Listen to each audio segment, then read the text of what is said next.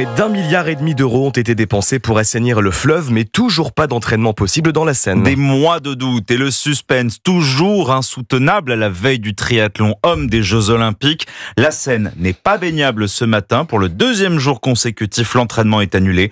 Cyril de la Morinerie, malgré tout, l'organisation tente de rassurer. Oui, les organisateurs ne sont pas surpris par la mauvaise qualité de l'eau dans la Seine. La pollution du fleuve parisien est due aux pluies diluviennes tombées lors de la cérémonie d'ouverture et à la météo maussade de samedi dernier. Mais le soleil est de retour, la qualité de l'eau s'améliore et la ministre des Sports Amélie Oudéa-Castéra, invitée de la matinale de CNews et Europe 1, se veut rassurante. Moi, j'ai confiance dans le fait qu'on pourra être au rendez-vous demain pour l'épreuve de triathlon masculin.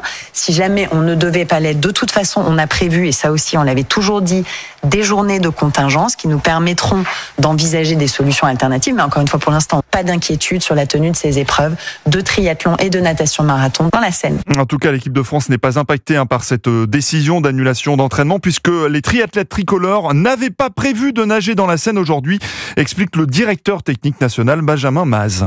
On avait déjà prévu de ne pas faire ces reconnaissances natation d'hier ou d'aujourd'hui. Voilà, ils nagent, ils sont actuellement d'ailleurs en pleine séance natation en piscine. Cela pour réduire tout risque d'éventuellement tomber malade ou avoir un quelconque pépin. On avait aussi prévu aujourd'hui de ne pas faire les reconnaissances terrestres, vélo et course à pied. Donc la clé dans le sport de haut niveau, c'est l'adaptation.